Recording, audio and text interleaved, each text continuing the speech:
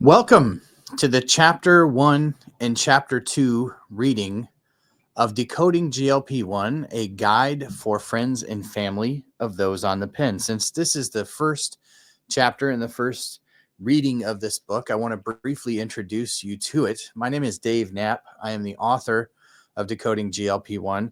This is a book that I wrote specifically for people who are just looking into, just starting GLP-1 medications for type 2 diabetes or obesity.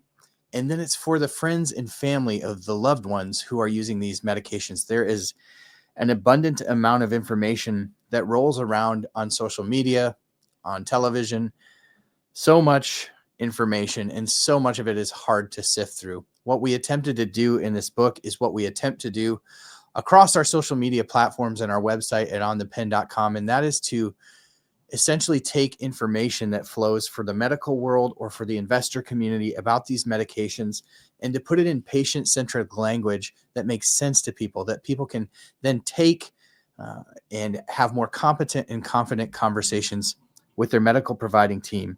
One of the saddest experiences that I've known as a content creator are the many, many people in our community who have felt ashamed, scared, or for whatever reason, avoided the conversation about being on the pen, on a GLP-1 medication with the people that matter the most to them. This book was designed to bridge that gap. A couple of days ago, it was abruptly moved from the only marketplace that we have this book on, which is Amazon. We are still in the middle of fighting with them on that. I hope that we get it back. I'm confident that we will. And you can go to glpbook.com, hopefully, after this goes live within the next couple of days, it will be back there. But wherever we make it available, we will make it available at glpbook.com. So with that intro and the following subsequent videos where we break these chapters up, we'll not have this long intro. We'll just jump right into the reading. But I thought I'd give you that backdrop for the first couple of chapters here. This will all be in a playlist as well, so that you will be able to watch these all in order if you would choose to do so. So without further ado, this is Decoding GLP-1, a guide for friends and family of those on the pen. And we'll skip the dedication, we'll skip the contents, the acknowledgments, but I will read the disclaimer. The information provided in this book is for general information purposes only and reflects my personal experiences and opinions. I am not a doctor, medical professional, or licensed healthcare provider. This book does not constitute medical advice, diagnosis, or treatment, and it should not be used as a substitute for consultation with qualified medical professionals. Always seek the advice of your physician or other qualified healthcare provider with any questions you may have regarding a medical condition, medication, or treatment. Never disregard or delay seeking professional medical advice because of something you have read in this book or heard. The author and publisher expressly disclaim any responsibility for any adverse effects, outcomes, or consequences resulting from the use of any information or suggestions contained in this book. Readers are encouraged to consult their healthcare providers for individualized medicine guidance. By reading this book, you acknowledge and agree that the author is not liable for any decisions or actions taken based upon the information provided herein. Chapter 1, My Path to Diabetes and Obesity. All throughout my childhood, I was an active kid. If I wasn't running around with the neighbor kids, I'd throw a baseball up in the air to myself, imagining I was catching the last out of Game 7 of the World Series. I'd do this daily, and I'd do it for hours. As I was growing up, my body started to change, and I developed a bit of a belly. I remember looking at myself in the mirror and feeling unfamiliar with my reflection. No one in my family or among my friends was chubby. The difference in my body shape felt stark.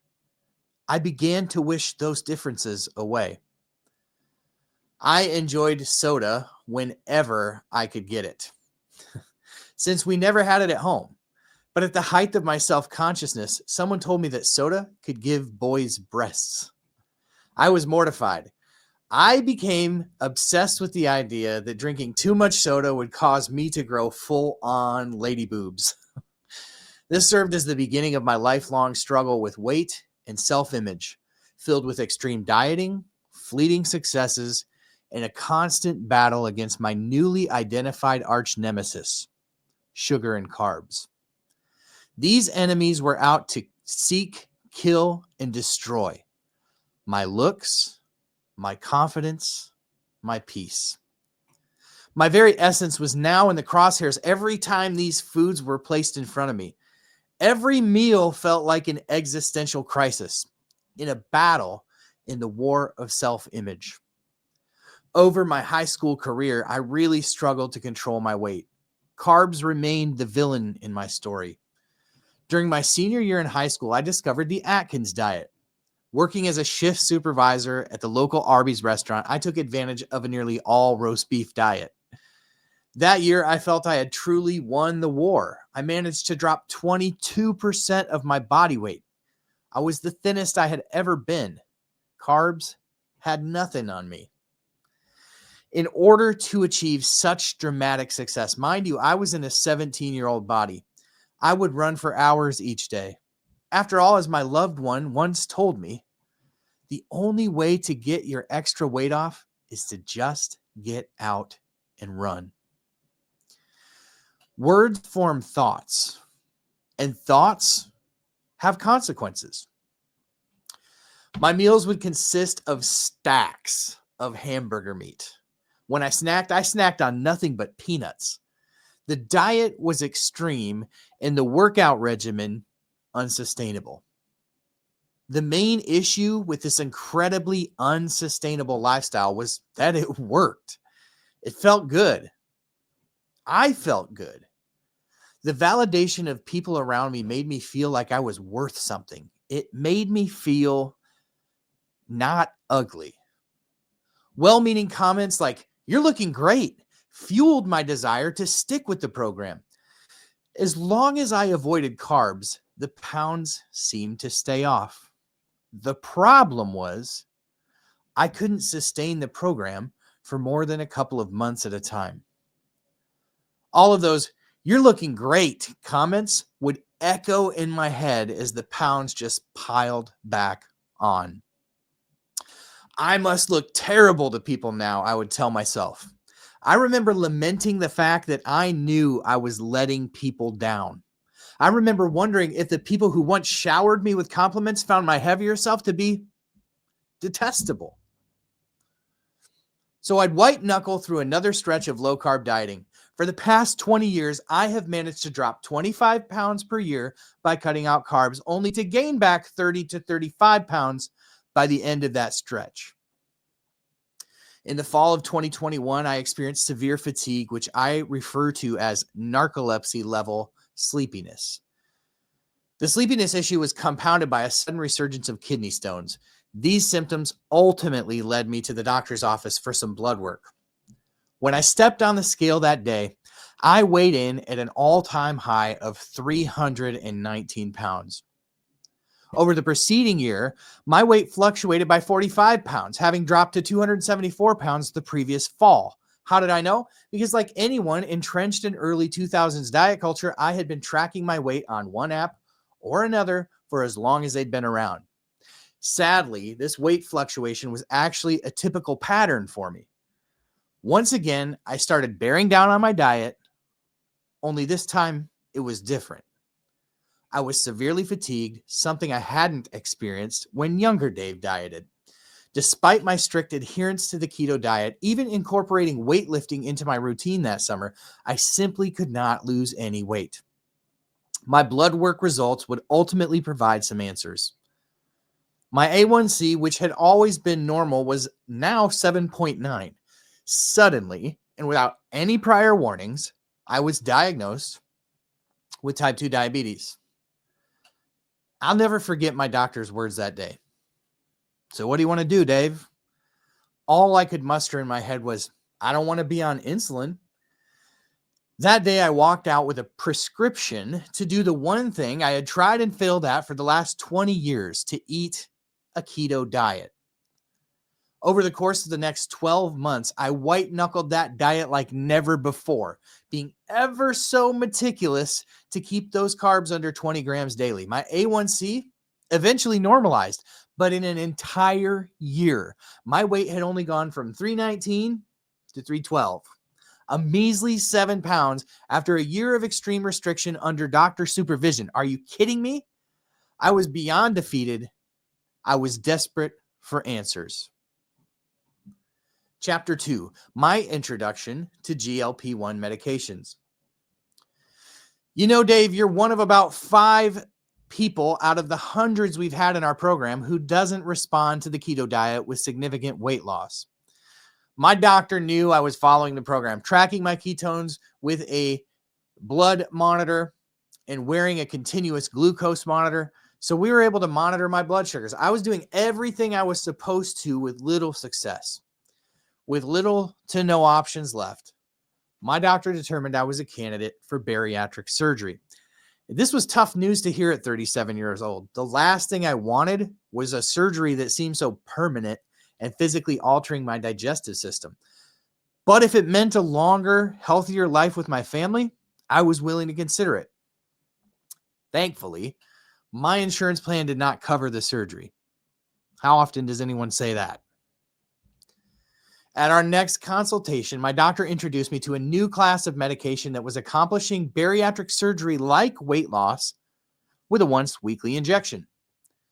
These medications mimic the hormones called incretin hormones and are commonly referred to as incretin mimetics. These nutrient-stimulated hormones control satiety in the brain, the sensation of being full and satisfied from eating.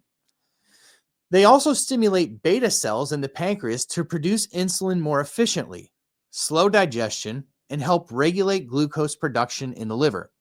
These hormones are often very dysregulated in people with type 2 diabetes and obesity. My doctor believed insurance would approve this expensive medication due to my type 2 diabetes diagnosis. That day, I walked out of his office with a prescription for mounjaro. I felt both nervous and cautiously optimistic. What is this medicine I've just been prescribed, and what is it really going to do to my body? When I got home from the pharmacy, I did what any good millennial would do. I took to YouTube to learn more about the medication I was about to inject in my body. What I found was nothing short of astonishing. Story after story of individuals who lost tremendous amounts of weight either on earlier versions of incretin mimetics, Ozempic being the most prominent, or folks who were also seeing success on the newly released mounjaro. What I did not find was any information about how they worked, why they worked, or how they were discovered. The deficit of information set me off on a journey into an unfamiliar world of medical databases and journals like JAMA, PubMed, The Lancet, and the New England Journal of Medicine. I would later discover the Twitter accounts of obesity experts like Dr. Michael Albert, Dr. Spencer Nadolsky, and Dr. Beverly Chang. There was so much information, but I had to dig to find it, sift through it to figure out what was relevant, and educate myself on the terminology and complex structures of the pharmaceutical and medical research communities.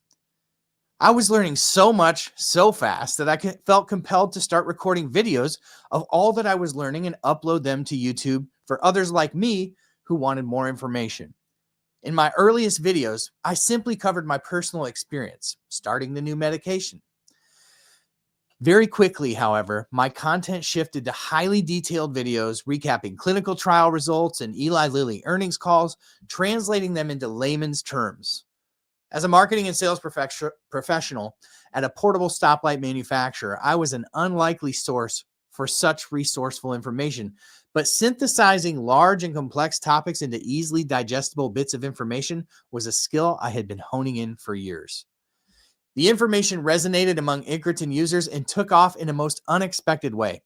I was taken aback by the tremendous response and outpouring of support I read in the comments of my videos, both for me and the information I was providing, as well as for other struggling followers. People were finding their people. Community was developing. I quickly shifted to creating more interactive live stream style videos, allowing me to interact directly and immediately with my followers. On the Pen with Dave Knapp was born. Folks, I hope you enjoyed the first couple of chapters of Decoding GLP-1, a guide for friends and family of those on the pen.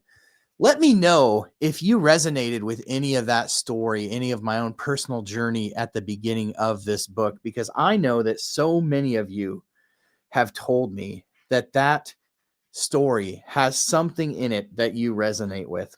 Living with the disease of obesity is something that we are working so hard at On the Pen to help people who do not live with the disease of obesity to understand.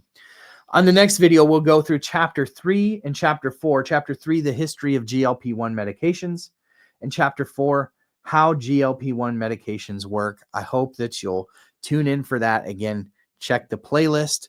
Please help us get to at least a couple of hundred likes on this video, so make sure you hit that thumbs up.